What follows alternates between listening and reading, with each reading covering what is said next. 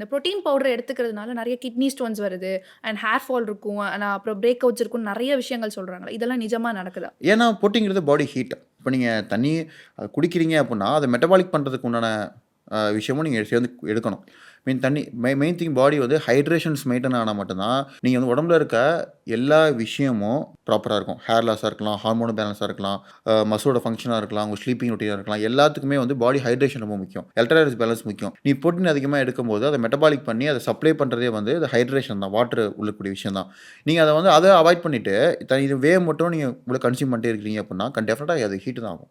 Hydration ப்ராப்பரா maintain பண்ணா மட்டும் தான் இந்த புரோட்டீனே வந்து வொர்க் அவுட் ஆகும். ஹைட்ரேஷன் மீது என்ன தெரிஞ்சிருக்கும். ஹைட்ரேஷன் தண்ணி மட்டும் குடிக்கிறது கிடையாது.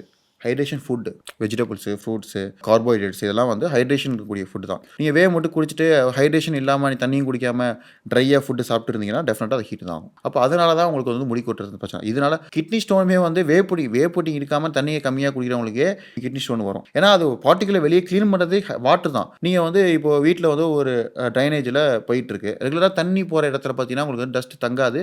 கிளியர் அவுட் ஆயிரும். தண்ணி போகாம சடனா வந்து டஸ்ட் இருந்து தண்ணி ரெகுலரா குடுக்காம போகுதுன்னா, அங்க கண்டிப்பா அந்த இடத்துல வந்து பார்ட்டிகிள் பிளாக் ஆயிட்டு வாட்டர் அந்த பக்கம் அனுப்பாது. அப்போ அத நம்ம கிளீன் பண்ணா மட்டும் தான். அதே தான் கிட்னியும். ஸோ தண்ணி நெறைய குடிக்க தான் அந்த கிட்னி ஸ்டோன்லாம் வராது. புரோட்டீன் இருக்கிறதுனால வரும்னு கேட்டா கிடையாது.